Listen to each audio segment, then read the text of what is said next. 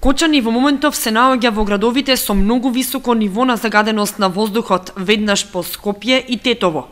По Кочани се Кичево, Неготино и Миладиновци. Со високо ниво на загаденост е и Велес, но е за нијанса подобро отколку во споменатите општини.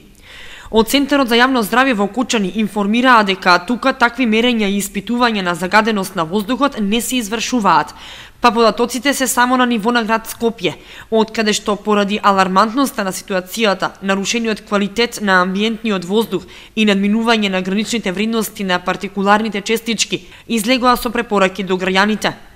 Движењето на отворен простор да се сведи на минимум, односно само на неопходни излегувања, да не ги проветруваат просториите во кои престојуваат и без поголема потреба да не користат автомобил, туку средства за јавен превоз, а малите деца, бремените жени, хроничните болни и постарите лица да не излегуваат на отворено.